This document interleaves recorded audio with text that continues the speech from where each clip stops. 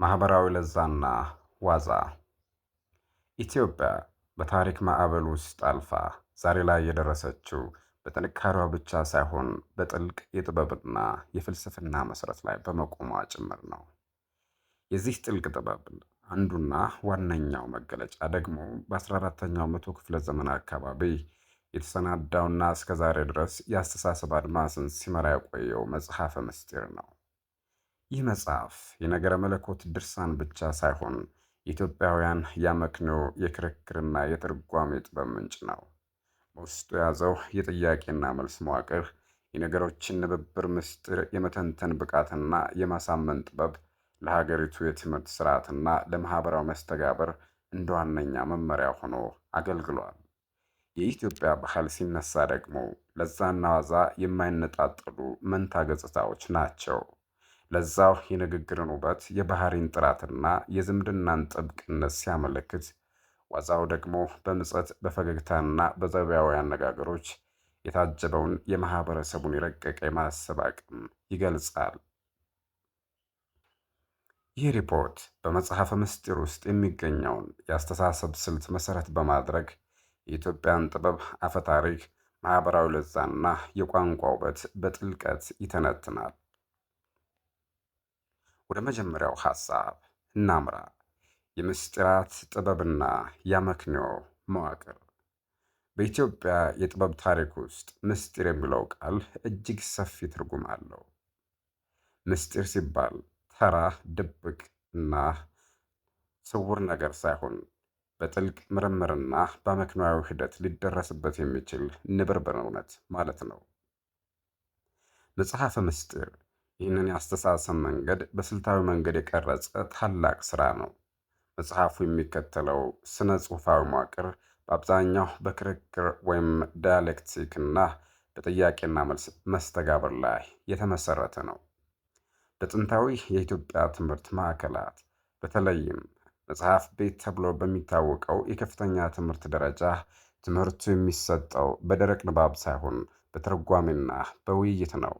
እዚህ ጋር መጽሐፈ ምስጢር እንደ አንድ የአመክንዮ መመሪያ ያገለግላል። መምህሩ ወይም መጽሐፉ አንድን ሐሳብ ያነሳል። ከዚያም ሊነሱ የሚችሉ ተቃውሞችን ወይም ጥያቄዎችን በቅደም ተከተል ያስቀምጣል። በመጨረሻ በእያንዳንዱ ጥያቄ ላይ አሳማኝና አመክንዮአዊ ምላሾችን በመስጠት የነገሩን ምስጢር ይተነትናል። ይህ ሂደት ተማሪዎች ነገሮችን በቀጥታ ከመቀበል ይልቅ እንዲጠራጠሩ፣ እንዲመራመሩና በምክንያት እንዲያምኑ ይዳርጋቸዋል። የትርጓሜ መንገዶችና የአስተሳሰብ አድማስ። መጽሐፈ ምስጢርንና መሰል ጥንታዊ ሥራዎች ለመረዳት ኢትዮጵያውያን ምሁራን ሦስት ዋናውና የትርጓሜ መንገዶችን ይጠቀማሉ። እነዚህ መንገዶች የማህበረሰቡን የአስተሳሰብ አድማስና የቋንቋ አጠቃቀም በእጅጉ ቀርጸውታል። እነዚህ ትርጓሜዎች የትርጓሜ ስልትና የትርጉም ተግባር ተብለው በምድብ ይቀመጣሉ። የመጀመሪያው ነጠላ ትርጓሜ። ነጠላ ትርጓሜ የቃላትን ቀጥተኛና ሰዋሰዋዊ ትርጉም መረዳትን ይሻል። ግልጽና ቀጥተኛ መመሪያዎችን ለመስጠት ያገለግላል። ሁለተኛው አንድምታ ትርጓሜ ነው። ለአንድ ቃል ወይም አረፍተ ነገር የተለያዩ አማራጭ ትርጉሞችን ማቅረብ ነው። ሰዎች ነገሮችን ከተለያየ አቅጣጫ እንዲያዩና አማራጭ ሐሳቦችን እንዲያቀርቡ ያደርጋል። ሶስተኛው የምስጢር ትርጓሜ ይባላል። የምስጢር ትርጓሜ ከቃላት በላይ ያለውን ረቂቅ ዘይቤያዊና መንፈሳዊ መልእክት መፈተሽ ነው። ለሰምና ወርቅ ጥበብና ለረቀቀ ንግግር ለዛ መሰረት ሆኗል። እነዚህ የትርጓሜ መንገዶች በቤተ መንግስትም ሆነ በቤተ ክህነት ለሚደረጉ ጥልቅ ውይይቶች መሰረት ናቸው። አንድምታ ትርጓሜ በተለይ በኢትዮጵያውያን ዘንድ ትልቅ ቦታ አለው። ምክንያቱም ወይም የሚለውን ቃል በመጠቀም ለተመሳሳይ ነገር የተለያዩ ትርጉሞችን ማቅረቡ የማህበረሰቡን ሰፊ የሐሳብ አድማስና የፍልስፍና ጥልቀት ያሳያል። አፈታሪካዊ መሰረቶች ከአርዌ እስከ ንግሥተ ሳባ። የኢትዮጵያ ጥበብና ባህል በአፈታሪካዊ ትረካዎች የተሞላ ነው። እነዚህ ታሪኮች ማህበረሰቡ ስለ ዓለም አመጣጥ፣ ስለ ስልጣን ምንጭና ስለ ሞራል እሴቶች ያለውን ግንዛቤ ይወክላሉ። ከእነዚህ መካከል የአረዌ ወይም የዘንዶው ንጉሥ ታሪክ እጅግ ጥንታዊው ነው። አረዌ በግዕዝ አውሬ ወይም አራዊት ማለት ነው። ኢትዮጵያን ለ400 ዓመታት እንደገዛ የሚነገርለት ግዙፍ ዘንዶ ነው። ታሪኩ እንደሚለው አረዌ እጅግ ጨካኝና ሰብአዊ መስዋዕትን ወይም ድንግል ልጃገረዶችን የሚፈልግ አምባገነን ነበር። ይህ አፈ ታሪክ ከኢትዮጵያ ጥንታዊ ሃይማኖት ታሪክ ጋር የተያዘ ሲሆን በጊዜው የነበረውን የፖለቲካና የማህበራዊ ጭቆና ይገልጻል። አረዌን ገድሎ ህዝቡን ነፃ ያወጣው አንጋቦ ወይም በአንዳንድ ትርክቶች አንጋቦስ የተባለው ጀግና ደግሞ የብልህነትና የጀግንነት ተምሳሌት ነው። አንጋቦ አረዌን የገደለው በጉልበት ብቻ ሳይሆን በብልሃት ወይም በመርዝ በተነከረ የበግ ስጋ ወይም በእሳት እንደሆነ ይነገራል። ይህ የሚያሳየው በኢትዮጵያ ጥበብ ውስጥ ከጉልበት ይልቅ ብልሃትና መክንዮ እንደሚቀድም ነው።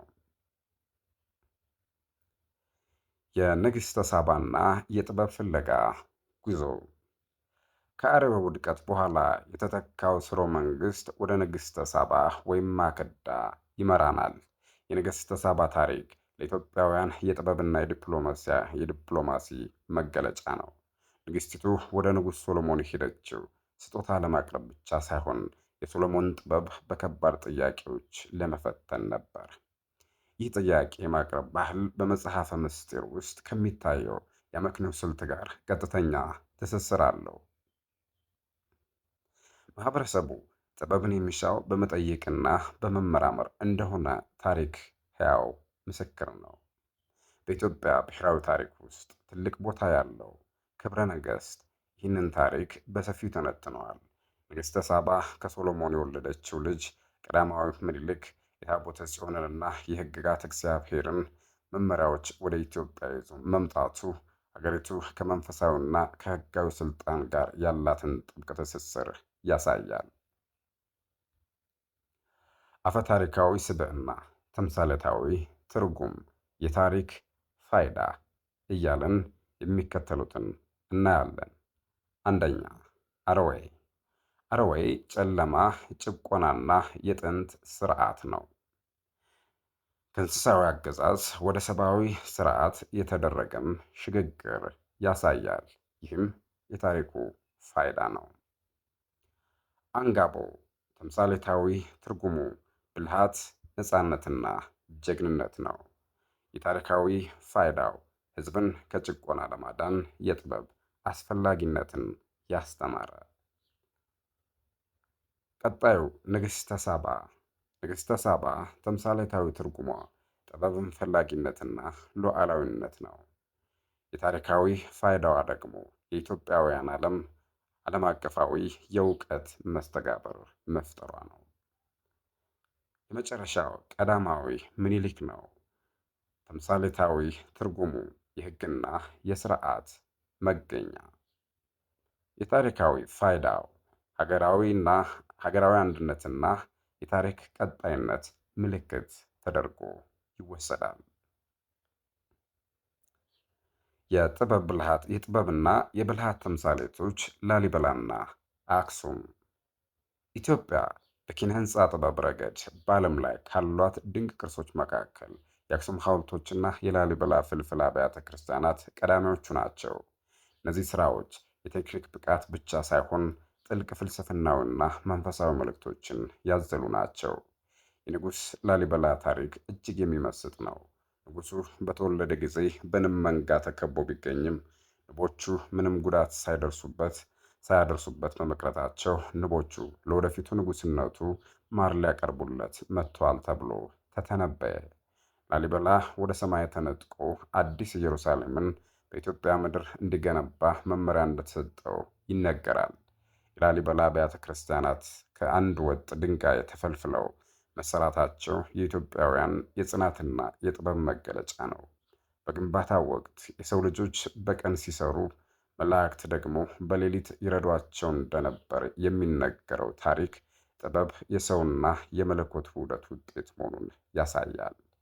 በተመሳሳይ ሁኔታ የአክሱም ሐውልቶች የጥንታዊቷ ኢትዮጵያ የኃይልና የስልጣኔ ማሳያ ናቸው። እነዚህ ሐውልቶች ከ82 ጫማ በላይ ቁመት ያላቸውና ከአንድ ወጥ ድንጋይ የተሰሩ መሆናቸው በወቅቱ የነበረውን የኢንጂነሪንግ እና የኪነ ጥበብ ደረጃ ያመለክታል። እነዚህ ቅርሶች ዛሬም ድረስ ለኢትዮጵያውያን የማንነትና የኩራት ምንጮች ናቸው። ማህበራዊ ዋዛ፣ የተረትና ምሳሌ ረቂቅነት። በኢትዮጵያ ባህል ውስጥ ዋዛ ወይም ዊት ሁመር ተራ ቀልድ አይደለም። ዋዛ የሰውን ልጅ ድክመት በምጸት ለማረም፣ አስቸጋሪ እውነቶችን በፈገግታ ለመግለጽና ማህበራዊ ትስስርን ለማጠናከር የሚያገለግል መሳሪያ ነው። የአማርኛ ተረትና ምሳሌዎች የዚህ ዋዛ ዋነኛ ማከማቻዎች ናቸው። ተረትና ምሳሌዎች በኢትዮጵያ ማህበረሰብ ውስጥ ትልቅ የትምህርትና የመመሪያ ሚና አላቸው። ጥናቶች እንደሚያሳዩት እነዚህ ምሳሌዎች በ11 የተለያዩ ማህበራዊ ዘርፎች ስነ ልቦናዊ፣ መንፈሳዊ እና ኢኮኖሚያዊ ወዘተ ተብለው ሊመደቡ ይችላሉ። ለምሳሌ አካል ጉዳተኝነትን በሚመለከቱ ምሳሌዎች ውስጥ እንኳን ማህበረሰቡ ለሰው ልጅ ያለው አመለካከትና በምጸት የታጀበ ምክሩ ይስተዋላል። የመጀመሪያው የሸረሪትና የጅብ ምሳሌያዊነት። በተደጋጋሚ በሚነገሩ ተረቶች ውስጥ ሸረሪት የብልህነትና የጽናት ተምሳሌት ሆና ትቀርባለች። ጅቡ ደግሞ በጉልበቱ ቢታመንም በቂልነቱና በሆዳምነቱ የሚታለል ገጸ ባህሪ ነው። እነዚህ ተረቶች ለልጆችም ሆነ ለአዋቂዎች ጉልበት ብቻውን ዋጋ እንደሌለውና ጥበብ ወይም ብልሃት እንደሚበልጥ ያስተምራሉ። ይህ አስተሳሰብ በመጽሐፈ ምስጢር ውስጥ ካለው የአመክንዮ የበላይነት ጋር ይጣጣማል። የተረት ገጸ ባህሪና ተምሳሌት እንዲሁም የሚሰጠው ትምህርት። አንደኛ፣ ሸረሪት። ሸረሪት ጥበብ፣ ትዕግስትና ስልታዊነትን የምታመለክት ተምሳሌትነትን ታሳያለች። የሚሰጠው ትምህርትም በትንሽ አቅም ትልቅ ስራ መስራት እንደሚቻል ነው። ጅብ። ጅብ ደግሞ ተምሳሌታዊነቱ ስግብግብነት፣ ጉልበትና ቂልነት ናቸው። ትምህርቱ ያለ ጥበብ ጉልበት ውድቀትን እንደሚያመጣ ያሳያል። ዝንጀሮ። ዝንጀሮ ትንኮልና ብልጣብልጥነትን የምትተካ ምሳሌ ነች። የሌላውን ድካም ለመቃወም ለመቀማት መሞከርና ዋጋ እንደሚያስከፍል ያስተምራል። ሌላው የአንበሳ ተረት ነው። አንበሳ ተምሳሌቱ ግርማ ሞገስና ስልጣን ነው። ትምህርቱ ደግሞ መሪነት ከኃላፊነት ጋር መጣመር እንዳለበት ያሳያል። የኢትዮጵያዊነት ለዛ፣ የቡና ስነ ስርዓትና ማህበራዊ መስተጋብር። ለዛ ግሬስ ወይም ቻርም የሚለው ቃል በኢትዮጵያ ባህል ውስጥ እጅግ የከበረ ትርጉም አለው። ለዛ የንግግር የባህሪና የውበት ውህደት ነው። አንድ ሰው ለዛ አለው ሲባል ንግግሩ ልብ ይገዛል፣ ጸባዩ ማራኪ ነው፣ መገኘቱ ደግሞ ለሌሎች ደስታን ይሰጣል ማለት ነው። ይህ ለዛ በኢትዮጵያ የቡና ስነ ስርዓት ውስጥ በጉልህ ይገለጻል። የቡና ስነ ስርዓት ተራ የመጠጥ ፕሮግራም አይደለም። ቡናው ተቆልቶ ተወቅጦና ተፈልቶ እስኪቀርብ ድረስ የሚከናወኑት ተግባራት ዕጣን ማጨስ፣ ቄጤማ ማንጠፍ፣ ፋንዲሻ ማቅረብ ማህበረሰቡን አንድ የሚያደርጉ ስነ ጥበባዊ ትርኢቶች ናቸው። በዚህ መድረክ ላይ አቦል ቶናና በረካ እየተባለ የሚቀርበው ቡና ሰዎች በሰላም እንዲወያዩ፣ ችግራቸውን እንዲፈቱና ደስታቸውን እንዲጋሩ እድል ይሰጣል። የቡና ስነ ስርዓት የኢትዮጵያውያን የመረጃ ማዕከልና የዲፕሎማሲ መድረክ ነው። ሌላው የእንግዳ ተቀባይነት ለዛ ነው። ኢትዮጵያውያን እንግዳን እንደ እግዚአብሔር እንግዳ አድርገው ይቀበላሉ። አንድ እንግዳ ወደ ቤት ሲመጣ እግር ማጠብ፣ ምርጥ ምግብ ማቅረብና በክብር ማስተናገድ የጥበቡ አንዱ ገጽታ ነው። ይህ የባህሪ ለዛ በሰሜኑ የሀገሪቱ ክፍልም ሆነ በደቡብ በምስራቁም ሆነ በምዕራቡ የጋራ እሴት ነው። ይህ መስተንግዶ በፈረንጆች ውጭ ሀገራውያን ዘንድ ሳይቀር የሚደነቅና የሀገሪቱን ገጽታ የሚገነባ ድንቅ ጥበብ ነው። ዜማና ዘፈን፣ የድምፅና የመሳሪያዎች ጥበብ። የኢትዮጵያ ሙዚቃ በጥንታዊው ዜማና በማኅበራዊ ዘፈን መካከል ያለው ውብ ስምምነት ነው። ዜማ በአብዛኛው ከመንፈሳዊው ዓለምና ከጥንታዊ የትምህርት ተቋማት ጋር የተያዘ ሲሆን በግዕዝ ቋንቋ የሚከናወንና የራሱ የሆነ የኖታ ወይም ምልክት ስርዓት ያለው ነው። ዘፈን ደግሞ በየአካባቢው ቋንቋዎች በተለይም በአማርኛ የሚቀርብ ማህበራዊ ደስታን፣ ጀግንነትና ፍቅርን የሚገልጽ ነው። ባህላዊ የሙዚቃ መሳሪያዎችም እያንዳንዳቸው የየራሳቸው የሆነ ለዛ አላቸው። የመጀመሪያው መሰንቆ። መሰንቆ የአዝማሪዎች ዋነኛ መሳሪያ ሲሆን በክርክርና በምጸት የታጀቡ ግጥሞችንና ለማቅረብ ያገለግላል። ለመሰንቆ የማህበረሰቡን ጉድፍ የሚያወጣ መሰንቆ የማህበረሰቡን ጉድፍ የሚያወጣ የመስታወት ጥበብ ነው። ሌላው በገና። በገና የጸጥታ የትህትናና የጸሎት መሳሪያ ነው። በገና የሚመታው በረጋ መንፈስና ለሰው ልጅ ጥልቅ አስተሳሰብን በሚሰጡ ግጥሞች የታጀበ ነው ወይም ታጅቦ ነው። ክራር ለፍቅርና ለደስታ ዘፈኖች የሚያገለግል ድምፅ እጅግ ማራኪና ለዛ ያለው መሳሪያ ነው። ሌላው ዋሽንት በእረኞችና በብቸኝነት ጊዜ የሚነፋ ወይም የሚጫወቱት የሰው ልጅን የናፍቆትና ሰላም የሚገልጽ ውብ ድምፅ ያለው መሳሪያ ነው። የአዝማሪዎች ማህበራዊ ሚና። አዝማሪዎች በኢትዮጵያ ባህል ውስጥ ትልቅ ቦታ አላቸው። እነሱ የህዝብ ድምፆች ናቸው። ገዢዎችን ሳይፈሩ ይተቻሉ፣ ጀግኖችን ያወድሳሉ። ማህበራዊ ግጭቶች ሲፈጠሩም በዋዛና በዜማ እርቅን ይፈጥራሉ። አዝማሪው የሚጠቀመው ሰምና ወርቅ ምስጢር ንግግሩን እንዳያሰድብና መልእክቱ ግን በሚገባ እንዲተላለፍ ያደርጋል።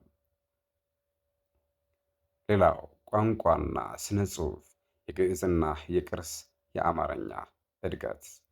የግዕዝ ቅርስና የአማርኛ እድገት። የኢትዮጵያ ጥበብ መሰረቱ የግዕዝ ቋንቋ ነው። ግዕዝ የፍልስፍና፣ የታሪክና የሃይማኖት ቋንቋ ሆኖ ለዘመናት አገልግሏል። መጽሐፈ ምስጢርም ሆነ ሌሎች ታላላቅ ድርሰቶች የተጻፉት በዚህ ቋንቋ ነው። ግዕዝ ለአሁኑ የኢትዮጵያ የሥራ ቋንቋ ወይም አማርኛ ሰዋሰዋዊና ቃላዊ መሰረት ሆኖታል።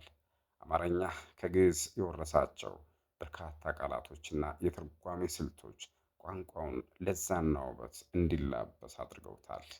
ለምሳሌ ቤተ ክርስቲያን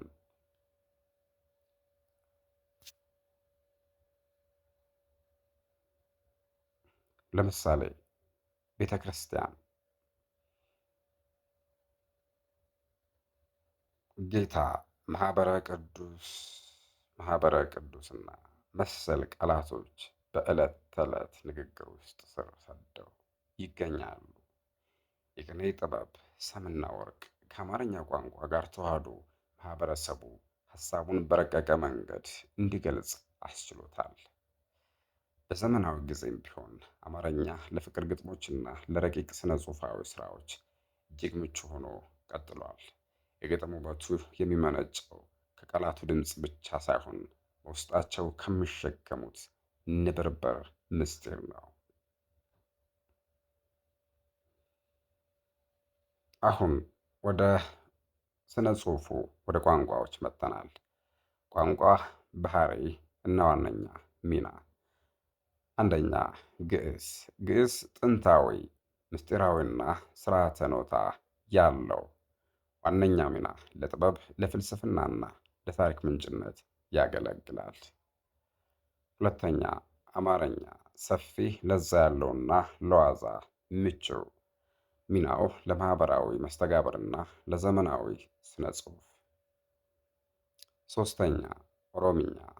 ኦሮምኛ ዜማዊና ለተፈጥሮ ቅርብ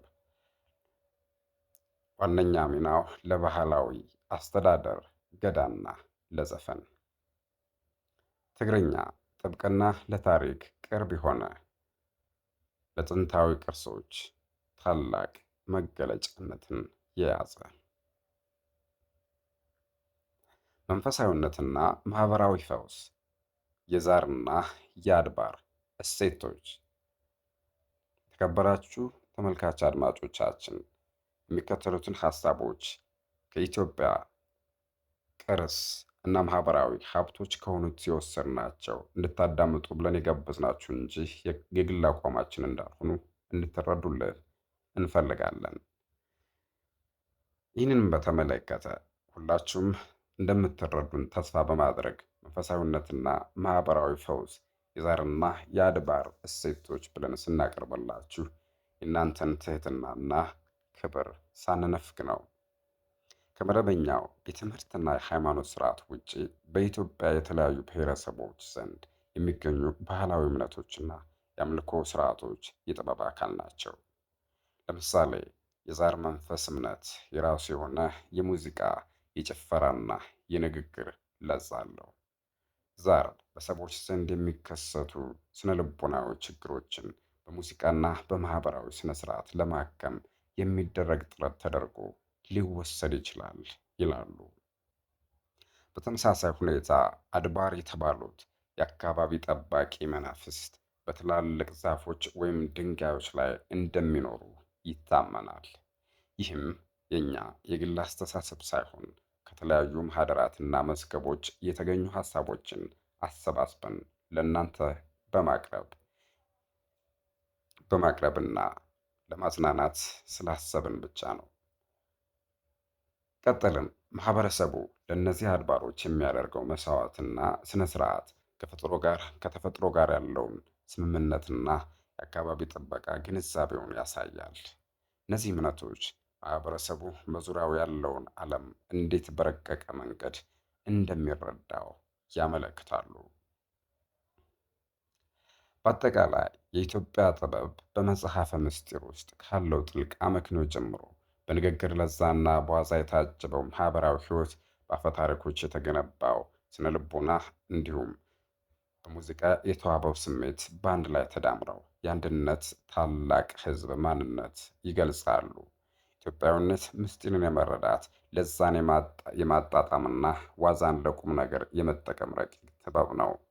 ይህ ጥበብ ለዘመናት የቆየው በማህበረሰቡ ልብና በቃል ትውፊት ውስጥ ስለታተመ ነው። ጥንታዊ ሰነዶችና ቅርሶች ዛሬም ድረስ ለፍልስፍና፣ ለሥነ ጽሑፍና ለማህበራዊ ሳይንስ ተመራማሪዎች ትልቅ የእውቀት ምንጭ ናቸው። የሀገሪቱ ባህል ዋዛና ለዛ ጠብቆ ማቆየት ለማህበራዊ ማንነትና ለዓለም አቀፍ የጥበብ መድረክም ከፍተኛ ጠቀሜታ አለው። ወደፊትም ቢሆን እነዚህን እሴቶች በጥልቀት መመርመርና ለዘመኑ ትውልድ በሚስማማ መልኩ ማቅረብ የሀገሪቱን የጥበብ ጉዞ ይበልጥ ያሳምረዋል። ማሳሰቢያ፣ ይህ ሪፖርት የተዘጋጀው በመጽሐፈ ውስጥ ምስጢር የሚገኘውን የአስተሳሰብ ስልትና የኢትዮጵያን ባህላዊ እሴቶች በጥልቀት ለመዳሰስ ነው። የጸሐፊውን ስም ወይም የተወሰኑ ድርጅታዊ መጠሪያዎችን ሳንጠቅስ በሀገራዊ ጥበብና በባህላዊ ለዛ ላይ ብቻ ትኩረት አድርገን እያንዳንዱን መረጃና ትንተና ከተጠቀሱት ምንጮች የተገኙና ከተለያዩ መዝገባት ከኢትዮጵያ የጥበብ ማህደራት የተወሰዱ መሆናቸውን እንድትረዱልን በድጋሜ ለማሳሰብ ወይም ለማስታወስ እንወዳለን። መልካም ጊዜ ይሁንላችሁ።